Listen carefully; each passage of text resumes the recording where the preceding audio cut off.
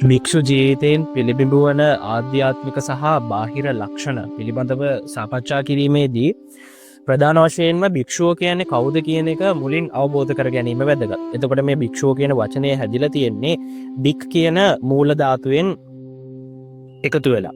එතකොට පාරාජිකා පාළියේ භික්ෂුවක් වශයෙන් හඳුන්වන්නේ පිඬුසිඟා වඩින තැනැත්තා වශයෙන්. එතකොට පිඬුසිඟා වඩිනවා කියලා කියන්නේ මිනිස්සු වැඩ කරන තැනකට හරි නිවසකට හරි ගිහිල්ලා භික්ෂුන් වහන්සේලා තමන්ගේ ශරීරය පවත්වාගෙන යාම පිණිස ආහාර ලබා ගැනීමයි. මොකද මේක කොටින්ම කියනවනම් සිඟමන් යදීමක් නෙමෙයි. භික්ෂුන් වහන්සේලාට ස්ථිර වාසස්ථානයක්, ස්ථිර නිවාසයක්, ස්ථිර බඩුමුට්ටු දීපල මොකුත් නැහැ. ඒ සියලු දේවල් අතෑරලා භෞතික ලෝකයෙන් මිදිලා තමයි භික්ෂුන් වහන්සේලා තමන්ගේ ආධ්‍යාත්මික සුවතාවය උදෙසා භික්ෂු ජීවිතයට ප්‍රවිෂ්ඨ වෙලා ඉන්නේ.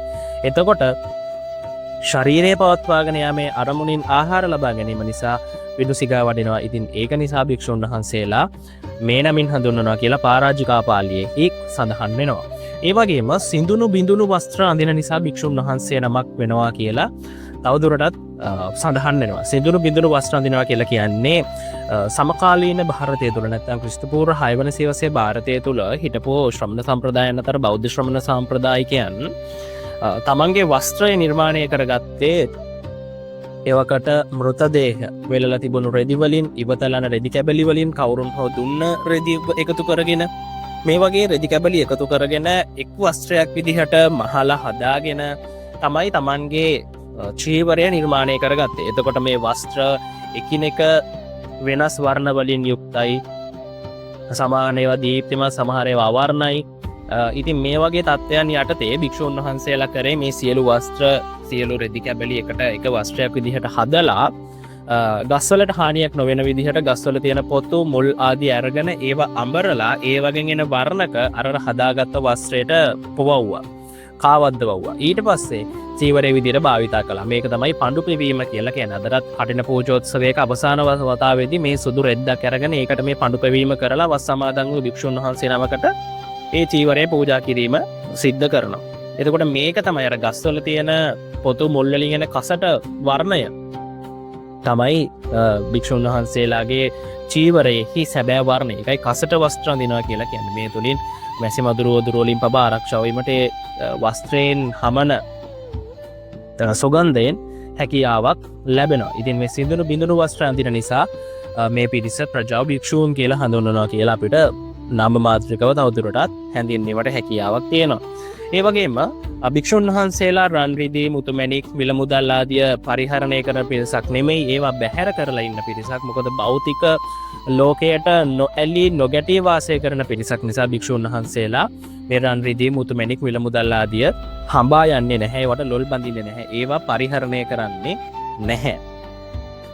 ඒත් එක්කම අපිට කතා කරන්න පුළුවන් භික්ෂුන් වහන්සේලා කියන්නේ සේකියා දහම් පිළිපදින ප්‍රජාවක් කියලා, නැත්නම් තැනැත්තන් කියලා. සේකියා දහම් කියලා කියන්නේ මේ භෞතික ලෝකයෙන් පාරභෞතික ලෝකයකට ප්‍රවිෂ්ඨ වීම සඳහා පදනම සාධන මූලික ශික්ෂා කීපය. හරිද? එතකොට මේ භික්ෂුන් වහන්සේලා විසින් මේ සේකියා දහම් පිළිපදිනවා. සේකියා දහම් 75ක් අපිට මුණ ගැහෙනවා. ඉතින් මේ සේකියා දහම් පිළිපදින නිසා භික්ෂුන් වහන්සේලා විදිහට මේ ප්‍රජාව හඳුන්වනවා කියලා අපිට තවත් වශයෙන් හිතන්න පුළුවන්. එතනින් එහාට ගියාට පස්සේ මේ භික්ෂුන් වහන්සේලා ප්‍රධාන වශයෙන් බුදුරජාණන් වහන්සේගේ ධර්මය සාකච්ඡා කරන, අනුගමනය කරන, දේශනා කරන පිරිසක් වශයෙන් අපිට හඳුන්වා ගැනීමේ හැකියාවක් තියෙනවා. ඒ කියන්නේ බුදුන් වහන්සේ විසින් මැනවින් දේශනා කරන ලැබූ ධර්මය පිළිපදින, ඒ ධර්මය අධ්‍යයනය කරන, ඒ ධම්මක අවබෝධ කිරීමට උත්සාහ කරන පිරිසක් විදිහටත් අපිට මේ භික්ෂුන් වහන්සේලා හඳුනගන්න පුළුවන්. මොකද භික්ෂුන් වහන්සේ නමකගේ නැත්තම් මේ භික්ෂුව කියලා හඳුන්වන තැනැත්තන්ගේ මේ ප්‍රජාවගේ එකම අරමුණ වෙන්නේ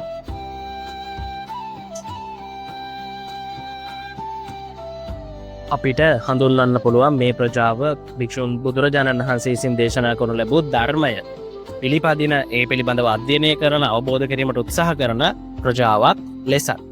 ඊට පස්සේ අපි සාකච්ඡා කරමු භික්ෂුන් වහන්සේලාගේ බාහිරට අපිට පේන්න තියෙන කොටස් මොනවද කියලා. කොටස් කියන්නේ අපිට බාහිරට අවබෝධ වෙන ලක්ෂණ ටික. අපිට බාහිරට පේන ලක්ෂණ මොනවද කියලා අපි සාකච්ඡාවට ලක් කරමු. භික්ෂූන් වහන්සේ නමක් ප්‍රධාන වශයෙන් ගත්තහම අපි දන්නවා සමකාලීන භාරතය තුළ මේ ශ්‍රමණ සම්ප්‍රදාය ප්‍රධාන කොටස් දෙකකට බෙදලා හිටියා. එකක් අන්‍ය ශ්‍රමණ සම්ප්‍රදාය, අනෙත් එක බෞද්ධ ශ්‍රමණ සම්ප්‍රදාය.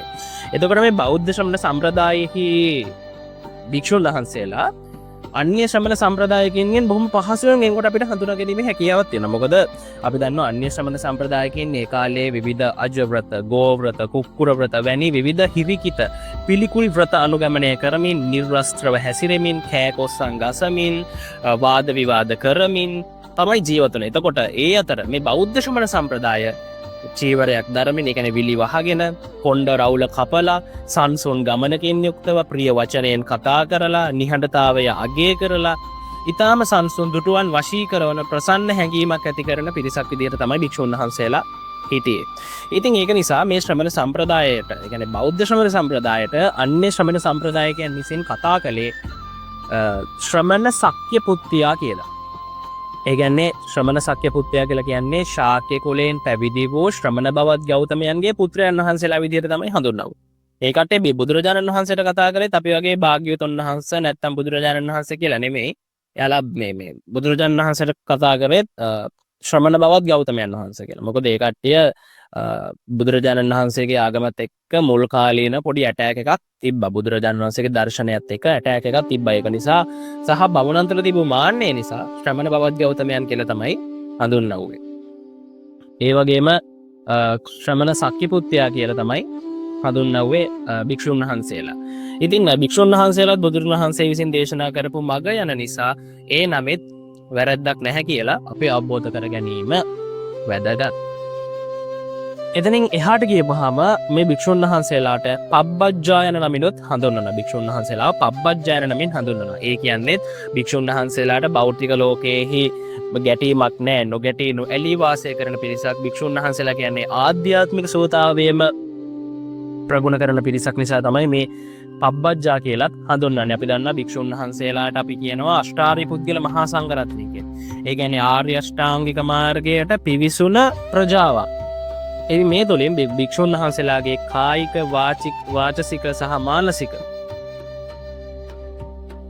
තිදරම සංවර වෙලා තියෙනවා. එතකොට මේ නිසා භික්ෂුන් වහන්සේලා පබ්බජ්ජා විදිහටත් හඳුන්වනවා.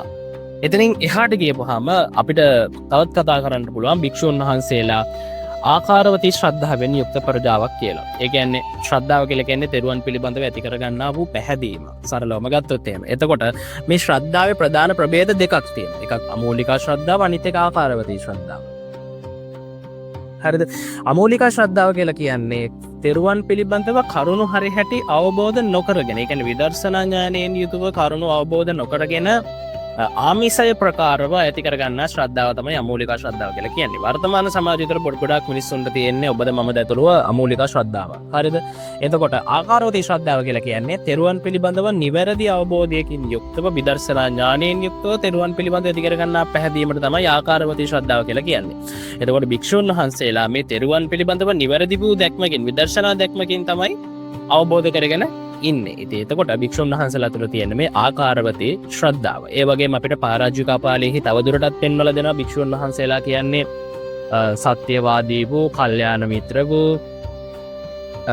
සීල සමාධි ප්‍රඥා විමුක්ති ඥාන දර්ශනයගෙන් හෙබි පිරිසක් විදිහටත් අපිට මේ පරාජිකාපාලේහි භික්ෂුන් වහන්සේලාව හඳුන්වා දෙනවා. එතකොට මේ සීලය, සමාධිය, ප්‍රඥා පිළිබඳව ඉමින් ඉදිරියට විස්තරාත්මකව සාකච්ඡා කරනවා. එතකොට අපිට තවදුරටත් හම්බෙනවා මජ්ක්‍ධිම නිකායේ අංගුලිමාල සූත්‍රය පෙන්වලා දෙනවා බුදුරු මේ භික්ෂුන් වහන්සේලා කියන්නේ සත්‍යයට ගරු කරන, සත්‍ය කතා කරන, අසත්‍යයට අගෞරව කරන, අසත්‍ය අවමන් කරන, අසත්‍යයට කතා නොකරන ප්‍රජාවක් වශයෙන් මජ්ක්‍ධිම නිකායේ අංගුලිමාල සූත්‍රයේ මේ භික්ෂුව කියන තැනැත්තන්ව හඳුන්වලා දීලා තියෙනවා. භික්ෂුන් වහන්සේ නමකට තමන්ගේ ආධ්‍යාත්මික සුවතාවය නැත්නම් තමන්ගේ ආධ්‍යාත්මික පාරභෞතික ලෝකයේහි ප්‍රවිෂ්ටය මැනවින් ලබා ගැනීම සඳහා පාදක වන ගුණාංග කීපයක් තියෙනවා. සීලය, සමාධිය, ප්‍රඥාව, නෛෂ්ක්‍රම්‍ය, උත්සාහය, එතකොට මෙත්තා, කරුණාව, උපේක්ෂාව, ඔය වගේ කාරණා කීපයක් තියෙනවා. අපි මින් ඉදිරියට මේ කාරණා පිළිබඳව දීර්ඝ වශයෙන් සාකච්ඡා කරනවා. භික්ෂුන් වහන්සේලා ප්‍රධාන වශයෙන්ම උත්සාහවන්තයි. මොකද තමන්ට එල්ලවන බාහිරමෙන්ම අභ්‍යන්තර බාධා නිසා තමන්ගේ නිර්වාණගාමී ප්‍රතිපදාවට හානි කරගත්තේ නැහැ භික්ෂුන් වහන්සේලා. මේ භික්ෂුන් වහන්සේලා කියද්දී ප්‍රතග්ජන භික්ෂුන් වගේම මාර්ගඵලලාභී භික්ෂුන් වහන්සේලාත් අයිති වෙනවා. එතකොට අපි සීලය පිළිබඳව සාකච්ඡා කරමු. සීලය කියලා කියන්නේ සරලවම කය වචනය සංවර වීම. කාය වාචානං සමෝදානං සීලං. එතකොට භික්ෂුන් වහන්සේ නමකගේ භික්ෂු ජීවිතයට ප්‍රවිෂ්ඨ වීමත් සමග කල්යත්ම ආධ්‍යාත්මීය සුවතාවයක් ඇති වෙනවා. ඒ කියන්නේ එයාගේ ආධ්‍යාත්මික සන්දර්භය සම්සුන් සන්දර්භයක් තියෙන. එතකොට සංසුන් මානසික මොහොතකදී භාෂණයෙහි සහ හැසිරීමෙහි, ඒ කියන්නේ කතා කිරීමේ සහ හැසිරීමෙහි කයෙහි සංවරතාවය ඇතිවීම ඊටම සාමාන්‍ය දෙයක්. එතකොට අපිට සුත්ත නිපාතයේහි ගාථාවකින් හඳුන්වා දීලා තියෙනවා භික්ෂුන් වහන්සේ නමක් සිල්වත් වීම තුළින් භික්ෂුන් වහන්සේට ඇතිවන ප්‍රතිඵලය පිළිබඳව. ඒක අපිට සුත්ත නිපාතයේ ගාථාවකින් මැනවින් හඳුනා ගන්න පුළුවන්. සීලේ පතිත්ථාය නරෝ සපඤ්ඤෝ චිත්තං පඤ්ඤං ච භාවයං ආතාපි නිපකෝ භික්ඛු සෝ ඉමං විජටයේ ජටං. මෙන්න මේ ගාථාවෙන් අපිට භික්ෂුන් වහන්සේ නමක් සිල්වත් වීමේ වැදගත්කම කෙතෙක් දැයි කියලා අපිට හඳුනා ගැනීමේ හැකියාවක් තියෙනවා. භික්ෂුන් වහන්සේ නමක් සිල්වත්ව ප්‍රඥාව සහ තමන්ගේ සිත දියුණු කිරීම තුළින් සංසාරයේ සියලු ගැටි නැත්නම් සංසාරයේ සියලු බැඳීම් දුරින්ම දුරලන්න පුළුවන් කියලා තමයි මේ ගාථාවෙන් එන්වා දෙන්නේ. ඒ වගේම දීඝනිකායේ පසු කාලීනව ලියවුණු අටුවාවක සඳහන් වෙනවා විනයෙහි පිහිටා කටයුතු කරන භික්ෂුවට ත්‍රිවිද්‍යාව ලබා ගන්න පුළුවන් කියලා. විනය පිහිටා කටයුතු කරන භික්ෂුවට ත්‍රිවිද්‍යාව. ත්‍රිවිද්‍යාව කියලා කියන්නේ උබ්බේ නිවාසානුස්සති ඥානය, චතුප්පපාත ඥානය සහ අසවක්ඛ්‍යා ඥානය. ත්‍රිවිද්‍යාව වශයෙන් හඳුන්වන්නේ. එතකොට සරලවම කියන්නේ මේකේ මේ විනය පිහිටා කටයුතු කරොත් එම් භික්ෂුන් වහන්සේ නමකට සත්‍ය අවබෝධ කරගන්න පුළුවන් කියලා. ඒ කියන්නේ කෙලෙසුන් ප්‍රහීන කරලා රහත් වෙන්න පුළුවන් කියලා තමයි කියන්නේ. එතකොට මේ විනය බුදුරජාණන් වහන්සේගේ ප්‍රථම අභිසම්බෝධි යුගයේදී මේ විනය ඇති කරේ නැහැ.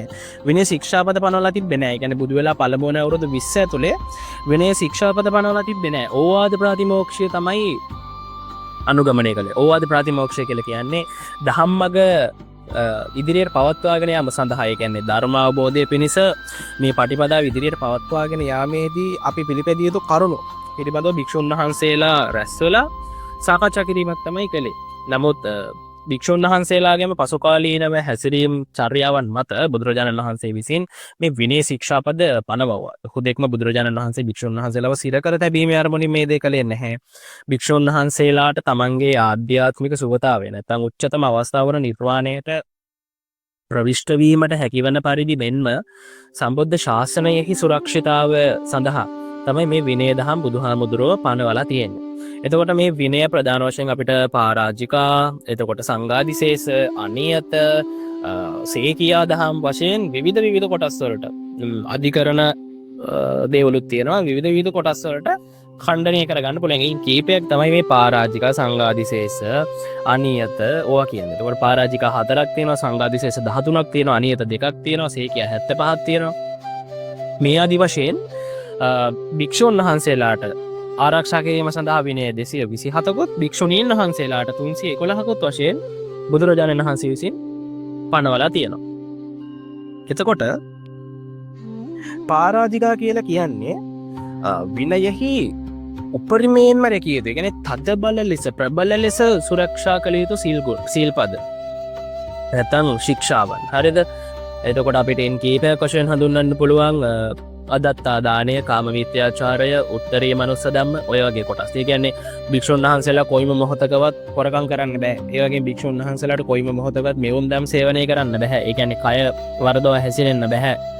ඒකට අගාරික ප්‍රතිපදාවක් අනුගමනය කරන්න බෑ. අනගාරික ප්‍රතිපදාවක් තමයි අනුගමනය කරන්න ඕනේ. භික්ෂුන් වහන්සේලා කොයිම මොහොතකවත් තමන් රහතෙක්, තමන් මාර්ගඵල අවබෝධ කරගෙන ඉන්න කෙනෙක්, තමන්ට මේ ඉර්ධි බල තියෙනවා කියලා උපාසක උපාසිකාවන් රවට්ටලා අයිතු ප්‍රයෝජන එයාගෙන් ගන්න බෑ.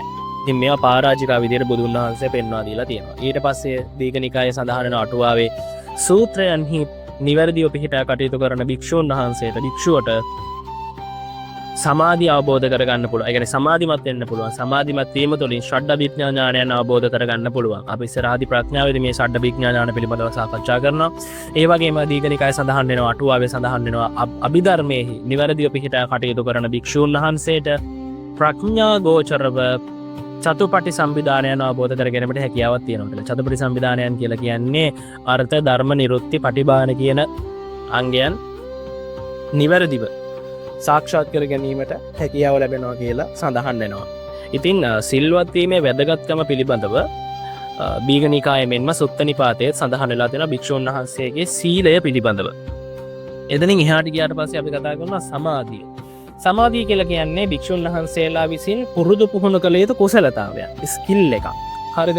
එතකොට මේ සමාධිය තුළින් භික්ෂුන් වහන්සේලාගේ චිත්ත ඒකාග්‍රතාවය ඇති කර ගැනීමට උදව් වෙනවා. චිත්ත ඒකාග්‍රතාවය ඇති කර ගැනීම තුළින් භික්ෂුන් වහන්සේලාට කය සහ මනස අතර පවතින සම්බන්ධය ඒකාත්මිකව නැත්නම් ඒකීයව පවත්වාගෙන යාමට හැකියාව ලැබෙනවා. දැන් අපි සාමාන්‍යයෙන් ගත්තාම කය මෙතන තිබ්බට හිත වෙන තැනකනේ තියෙන්නේ. භික්ෂුන් වහන්සේලා එහෙම නැහැ. භික්ෂුන් වහන්සේලා භාවනා කිරීම කියන ගුණය තුලින් මේ චිත්ත ඒකාග්‍රතාවය ඇති කර ගන්නවා. කය කොතැනද? සිත එතනයි. අර දේ තුලින් භික්ෂුන් වහන්සේලා ඇවිදීම, හිඳීම, වැතිරීම, සිට ගැනීම වැනි සියලුම සතර ඉරියව්ව ඊටමත් අවබෝධයෙන් යුක්තවයි සිද්ධ කරන්නේ. ඊටමත් ඒ ඉරියව්වත් එක්ක මනාව සතිමත්ව, හරිද, සිහියෙන් යුක්තව තමයි භික්ෂුන් වහන්සේලා දේවල් කරන්නේ. වළඳන එක පවා සිහියෙන් කරන්නේ. බත් කටවල් මෙච්චරක් වළඳනවා. එතකොට මේ සිහියෙන් වැළඳීම තුලින් පවා අර ලැබෙන කුඩා දෙයින් උනත් අනුන රසයක් භික්ෂුන් වහන්සේලාට ලබා ගැනීමට හැකියාව ලැබෙනවා. මේ ප්‍රඥා දොර විවර කර ගැනීම සඳහා මේ චිත්ත ඒකාග්‍රතාවය කියන එක ඉතාමත් වැදගත්. මොකද භික්ෂුන් වහන්සේලා මේ භෞතික ලෝකයෙන් එහාට ගියපු පාරභෞතික ලෝකයකට නැත්නම් ඉන්ද්‍රිය ප්‍රත්‍යක්ෂයෙන් එහාට ගියපු අතින්ද්‍රිය ප්‍රඥාවක් තමයි අවබෝධ කර ගැනීම උත්සාහ කරන්නේ. ඉතින් ඒ සඳහා මේ සිතෙහි එකඟ බව කියන එක භික්ෂුන් වහන්සේලාට ඉතාමත් වැදගත්. මේ සඳහා භික්ෂුන් වහන්සේලා භාවනා කරනවා. භික්ෂුන් වහන්සේලාට එකිනෙකට වෙනස් කර්මස්ථාන තියෙනවා. එතකොට මේ භාවනාවේදී මේ කමටහන්ද උපයෝගී කොට ගනිමින් භික්ෂුන් වහන්සේලා භාවනාව දිගින් දිගටම පවත්වාගෙන යනවා, සිත සමාධිමත් කරනවා. ඉතින් මේ සමාධිය තුළින් භික්ෂුන් වහන්සේලාගේ ප්‍රඥා දොර විවර කර ගැනීමට මහත් පිටිවහලක් සපයනවා. ඊට පස්සේ ප්‍රඥාව පිළිබඳව සාකච්ඡා කරද්දී ප්‍රඥාවයි ඥානයයි කියන්නේ කොටස් දෙකක්. ඥානය කියන්නේ භික්ෂුන් වහන්සේලා සතුව පවතින දැනුම් සම්භාරයන්. ප්‍රඥාව කියලා කියන්නේ අවබෝධාත්මක අවබෝධාත්මක දේ ගැන භික්ෂුන් වහන්සේලා මේ ලෝකයේ පිළිබඳව, සත්‍ය පිළිබඳව අවබෝධ කරගන්න දැනුම, විදර්ශනාවෙන් අවබෝධ කරගන්න දැනුම තමයි ප්‍රඥාව කියලා කියන්නේ. හරිද? අපිට කොතර ඥානෙ තිබ්බත් වැඩක් නැහැ ප්‍රඥාවක් නැත්නම්. ඒ කියන්නේ ඥානය කියන්නේ නැවක් නම් ප්‍රඥාව කියන්නේ නැව හසුරවන මේ කපිතාන් වගේ. ඒ කියන්නේ අපි දන්න දේ ඒ වෙලාවෙදි භාවිතා කරන්නේ කොහොමද? අන්න ඒ වගේ දේ තමයි ප්‍රඥාව කියලා කියන්නේ. ප්‍රඥාව තමයි ඊටමත් විශිෂ්ට ලෙස තියෙනනේ පුද්ගලයෙකුට. ප්‍රඥාව තියෙනවා නම් පුද්ගලයෙකුට ඊටමත් ඉහළ තලයක මැජබෙන්නට පුළුවන්. එතකොට මේ භික්ෂුන් වහන්සේලා ප්‍රධාන වශයෙන් මේ භෞතික ලෝකේ අපි ඉන්ද්‍රිය ප්‍රත්‍යක්ෂයෙන් අවබෝධ කරගන්න දැනුමට වඩා, ඒ කියන්නේ අපි පංචේන්ද්‍රයන්ගෙන් අහලා, බලලා, රස විඳලා, ස්පර්ශ කරලා, සුවඳින්, හරිද, මේ වගේ දේවල් වලින් දත්ත රැස් කරගෙන ලබා ගන්නා දැනුමට ඔබට කියපු පාරභෞතික නැත්නම් අතීන්ද්‍රිය ලෝකයක දැනුමක් තමයි භික්ෂුන් වහන්සේලා හොයන්නේ. සහ ඒ ප්‍රඥාව තමයි භික්ෂුන් වහන්සේලා දියුණු කරන්නේ. ඉතින් ෂඩ් අභිඥා ලැබෙනවා කියලා කිව්වා. මේ ප්‍රඥාව තුළින් ෂඩ් අභිඥා ලබා ගන්න පුළුවන් අපිට. ඒ කියන්නේ භික්ෂුන් වහන්සේලාට මේ ප්‍රඥාවන් දියුණු වීම තුළින් සිත සමාධිමත් කර ගැනීම තුළින් ෂඩ් අභිඥා උපදවා ගන්න හැකි. ෂඩ් අභිඥා ගත්තාම ඉර්ධි විද ඥානය, ඊට පස්සේ දිබ්බ සෝත ඥානය, දිබ්බ චක්කු ඥානය, ආසවක්ඛ්‍ය ඥානය, පුබ්බේ නිවාසානුස්සති ඥානය, චේතෝපරිය ඥානය අපිට ගන්න පුළුවන්, අවබෝධ කරගන්න පුළුවන් භික්ෂුන් වහන්සේ නමකට. ඒ කියන්නේ ඉද්ධි විද ඥානය කියලා කියන්නේ භික්ෂුන් වහන්සේලාට 이르දියෙන් ගමන් කරන්න පුළුවන්, 이르දි ප්‍රාතිහාරයන් පාන්න පුළුවන්. ඒ කියන්නේ ඕනම බාධකයකේ හරහා යාමේ හැකියාව තියෙනවා. අහසේ පියාඹන්න පුළුවන්, පොළොවේ කිමිදෙන්න පුළුවන්, දිය මත නොගිලී ඇවිදින්න පුළුවන්, මත පිට පෘෂ්ඨයක වගේ. ඉතින් මේ වගේ 이르දියෙන් පාන්න පුළුවන් භික්ෂුන් වහන්සේලාට මේ ෂඩ් අභිඥාවන් උපදවා ගැනීම තුළින්. ඒ වගේම දිබ්බ සෝත කියලා කියන්නේ දිව්‍ය කං තියෙනවා. දිව්‍ය කං කියලා කියන්නේ භික්ෂුන් වහන්සේලාට ඕනම දෙයක්, දුර තියෙන, ළඟ තියෙන, දෙවියන් කතා කරන, අසුරයන් කතා කරන, මිනිස්සු, ප්‍රේතයන්, ඕනම කෙනෙක් කතා කරන දෙයක් මේ භික්ෂුන් වහන්සේලාට අවබෝධ කර ගැනීමට ඇහෙන්න පුළුවන්. ඒ කියන්නේ අහන්න පුළුවන් හැකියාවක් තියෙනවා මේ ඥානයෙන් අවබෝධ කර ගැනීම තුළින්. ඒ වගේම දිබ්බ චක්කු භික්ෂුන් වහන්සේලාගේ දිබ්බ චක්කු කියලා කියන්නේ මස් ඇස නෙමෙයි, 이르දියෙන් බලන්න පුළුවන්. 이르දියෙන් බලනවා කියලා කියන්නේ අපේ මනසින් දකිනවා කියලා කියන්නේ භික්ෂුන් වහන්සේලාට අන්නේ දේ දෙනවා. දිබ්බ චක්කු තියෙන ඕන කෙනෙක් ලෝකේ කොහේ කොතැනක හිටියත් භික්ෂුන් වහන්සේලාට ඒ දේ පේනවා. හරිද? රහතන් වහන්සේ නමක් වුණාට පස්සේ මේ දේ පේනවා. එතකොට පුබ්බේ සීවාසානුස්සති ඥානය කියලා කියන්නේ කලින් කොච්චර ආත්මවල ජීවත් වෙලා හිටියද, කලින් ආත්මවල පුද්ගලයෙක් කොතරම් ජීවත් වෙලා හිටියද, මොන මොන ආත්මවලද හිටියේ, ඒක අඳුර ගන්න පුළුවන්. ඒ වගේම චේතෝපරිඥාන ඥානය කියලා කියන්නේ පුද්ගලයෙකු දැන් හිතන්නේ මොකද? අපි කියන්නේ පරතිත්ත විඥාන ඥානය කියලා. පුද්ගලයෙකු දැන් හිතන්නේ මොනවද? පුද්ගලයෙකු තුළ පවතින කෙලෙස් දහම් කොහොමද? මොනවද මෙයා තුළ පවතින කෙලෙස් කියලා භික්ෂුන් වහන්සේලා මොකද අඳුර ගන්න පුළුවන්. ආසවක්ඛේ ඥානය කියලා කියන්නේ භික්ෂුන් වහන්සේලා කෙලෙස් ප්‍රහීන කරලා ඉන්නේ, සියලු ආශ්‍රවයන් ක්ෂය කරලා ඉන්නේ. ඒක තමයි ආසවක්ඛේ ඥානය කියලා කියන්නේ. එතකොට භික්ෂුන් වහන්සේලා මේ සමාධිය තුළින් පුරුදු පුහුණු කරගන්නා නැත්නම් ලබා ගන්නා ඥානයන් 67ක් තියෙනවා. 67ක්. එතකොට බුදුරජාණන් වහන්සේට මේ 67ට අමතරව සුවිශේෂී වූ ඥාන 6ක් තියෙනවා. ඒවට කියනවා ෂඩ් අසාධාරණ ඥාන කියලා. එතකොට බුදුරජාණන් වහන්සේට ත්‍රිසත්‍ය ඥාන තියෙනවා. කියන්නේ ෂඩ් අසාධාරණ ඥානත් එක්ක මේ ඥාන 67යි 73ක් ඥාන දෙන එකට අපි කියන්නේ ත්‍රිසත්‍ය ඥාන කියලා. අපිට වෙනම ග්‍රන්ථයක් තියෙනවා පටිසම්භිදා මග්ග ප්‍රකරණය කියලා. මේ තුල තියෙන මේ භික්ෂුන් වහන්සේලා තුල සහ බුදුරජාණන් වහන්සේ තුල පවතින ෂඩ්ඩසාධාරණ ඥාන මෙන්ම 67ක් වූ ඥාන සම්බන්ධව විස්තරාත්මකව විවරණයක් තමයි මේ පොතේ තියෙන්නේ. අපිට ඒ තුලින් ඒ සම්බන්ධව අවබෝධයක් පුළුල් ලෙස ලබා ගැනීමට හැකියාවක් තියෙනවා. එතකොට අපි සාකච්ඡා කළා අර්ථ ධර්ම නිරුත්ති පටිභාන කියන චතුපටි සම්විධානයන් සාක්ෂාත් කරගන්න පුළුවන් භික්ෂුන් වහන්සේලාට මේ සමාධිමත් භවෙන් යුක්ත ප්‍රඥාව මෙහෙයවීමෙන් කියලා. එතකොට මේ චතුපටි සම්විධානයන් ප්‍රධාන වශයෙන් භික්ෂුන් වහන්සේලාගේ ආධ්‍යාත්මික පැතිකඩ මෙන්ම භාෂාත්මක පැතිකඩ කියලා කොටස් දෙකකට බෙදන්න පුළුවන්. يعني ආධ්‍යාත්මික සහ භාෂාත්මක කියලා. අර්ථ සහ පටිභාන කියන පටිසම්භානයන් අර්ථ සහ පටිභාන කියන පටිසම්භානයන් අපිට ආධ්‍යාත්මික වශයෙන් බෙදන්න පුළුවන්. ඒ කියන්නේ මේවා භික්ෂුන් වහන්සේලා තුළ තියෙන අවබෝධාත්මක කාරණා. අපිට භික්ෂුන් වහන්සේ බැලුව බැලමට බාහිරින් බැලුව බැලමට අපිට අඳුර ගන්න බෑ මේ භික්ෂුන් වහන්සේලා මොනතරම් අවබෝධයක් තියෙනවද, මොනතරම් දැනුමක් තියෙනවද, මොනතරම් ලෝකේ සහ සත්‍යය පිළිබඳව තොරතුරු අවබෝධයක් තියෙනවද කියලා අපිට අඳුර ගන්න බෑ. ඉතින් ඒක නිසා මේක ආධ්‍යාත්මය තුළ භික්ෂුන් වහන්සේ නමකගේ ආධ්‍යාත්මය තුළ පවතින හැකියාවන් වශයෙන් තමයි අපි අඳුරගන්නේ අර්ථ සහ පටිභාන. ඊට පස්සේ ධම්ම සහ නිරුත්ති වශයෙන් අපි ප්‍රකාශයට පත් කරන භාෂාත්මක කාරණා. ඒ කියන්නේ දහම කියලා කියන්නේ එක්කෝ අපි ශ්‍රවණය කරන්න ඕන දෙයක් නැත්නම් ලිඛිතව පවතින දෙයක්. ඉතින් එතකොට භාෂාවක් ඒකට අවශ්‍යයි. ඒ වගේම නිරුත්ති කියලා කියන්නේ භාෂාව මේ ධර්මය ප්‍රචාරය කිරීම, කොහොමද ධර්මය දේශනා කරන්නේ කියලා ප්‍රකාශ කරන එක. එතකොට මනවින් දහම් මැනවින් දහම් දෙසීමට ඇති හැකියාව තමයි මේ දහම් සහ ධම්ම සහ නිරුත්ති කියලා අපි හඳුනාගන්නේ. ඉතින් මේ ආකාරයෙන් භික්ෂුන් වහන්සේලාගේ ආධ්‍යාත්මික සුවතාවය උදෙසා විවිධ වූ දේවල් සන්දර්භයන් පවතිනවා. ඉතින් මේ හැම දෙයක් තුළින්ම භික්ෂුන් වහන්සේලාගේ ආධ්‍යාත්මික සුපෝෂණය උදෙසා තමයි කටයුතු සම්පාදනය කරන්න නැත්නම් සලස්වන්නේ. එතකොට අපිට මේ භික්ෂුන් වහන්සේලා මේ නිවන සාක්ෂාත් කර ගැනීමෙන් අනතුරුව මේ රහතන් වහන්සේලා අපිට හඳුන්වන්න පුළුවන් නම් ටිකක් තියෙනවා. එකක් තමයි අරහන්ත කියලා කියන්නේ. අරහන්ත කියලා කියන්නේ සියලු ආශ්‍රවයන් ක්ෂය කරපු නිසා, සියලු කෙලෙසුන් දුරු කරපු නිසා අරහන්ත කියලා අපි හඳුන්වනවා. ඊට පස්සේ අපිට භික්ෂුන් වහන්සේලාව හඳුන්වන්න පුළුවන් කතකරණීය කියලා. ඒ කියන්නේ තමන්ගේ නිර්වාණගාමී මාර්ගය සියලු ආකාරයෙන් පරිපූර්ණය කරගත්ත නිසා කතකරණීය කියලා අපි හඳුන්වනවා. ඊට පස්සේ උසිතවන්ත කියලා අපි හඳුනනවා. මොකද භික්ෂුන් වහන්සේලා බ්‍රහ්මචාරී ජීවිතයේ උච්චතම තැනට ගිහිල්ලා ඉවරයි. ආයේ බ්‍රහ්මචාරීත්වය පුරවන්නේ නැහැ රහත් වුණාට පස්සේ. ඉතින් බ්‍රහ්මචාරී ජීවිතයේ උපරිම තැනට ගියපු නිසා අපි උසිතවන්ත විදිහට භික්ෂුන් වහන්සේලාව හඳුන්වනවා. ඒ වගේම ඕදාත භාර විදිහට අපි භික්ෂුන් වහන්සේලාව හඳුන්වනවා. රහතන් වහන්සේලාව ඕදාත භාර කියන්නේ සියලු බරින් නිදහස් වෙලා ඉන්නේ භික්ෂුන් වහන්සේ රහතන් වහන්සේලා.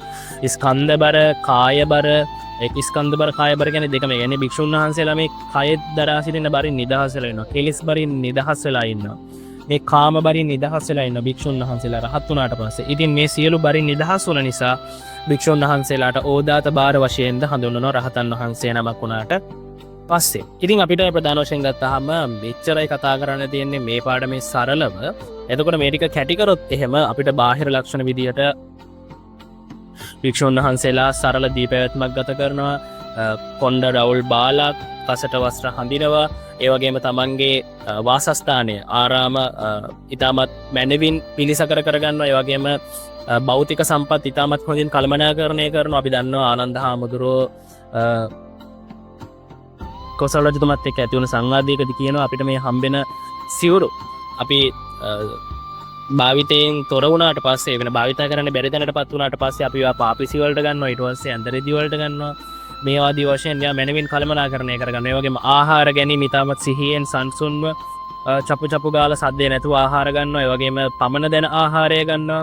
ඉතින් මේ වගේ බාහිර සංසුන් ඉරියව් තියෙනවා, සංසුන් ඉඳුරන් තියෙනවා. ඉතින් ඒක නිසා මේ වගේ බාහිර ලක්ෂණ අපිට ගන්න පුළුවන්. ආධ්‍යාත්මික ලක්ෂණ ගත්තාම මේ භික්ෂුන් වහන්සේලා කෙලෙස් දහම් එක්ක ගැටෙන්නේ නැහැ. කාම ගින්දරෙන් නිවිලා ඉන්නේ.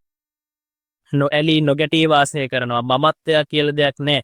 භික්ෂුන් වහන්සේලා ඊටමත් සංසුන් මනසකින් යුක්තව කටයුතු කරන්නේ. සියලු දේට ගිජු නැහැ. සියලු දේ අත්හැරලා වාසය කරන්නේ. කෙලෙස් අත්හැරලා, කාමයේ අත්හැරලා, කාමයේ ආදීනව දැකලා වාසය කරන පිරිසක් විදිහට අපිට ගන්න පුළුවන්. එතකොට සරලව ගත්තොත් එහෙම භික්ෂුන් වහන්සේ නමකගේ බාහිර සහ ආධ්‍යාත්මික ලක්ෂණ පිළිබඳව අපි නිවැරදි පිළිතුරක් රචනා කරද්දී මෙන්න මේ කොටස් ටික අන්තර්ගත කරලා විනාඩි 40කට සෑහෙන පරිදි පිටු 5-6ක් විතර ඒක ප්‍රශ්නයකට රචනා කරගන්න පුළුවන් වුණා නම් ඒ සාමර්ථ්‍ය දක්වා යමේ අපිට හැකියාවක් තියෙන මේ අත්‍යවශ්‍ය කාරණා ඒ අයුරින්ම අන්තර්ගත කිරීම ඉතාමත් වැදගත්.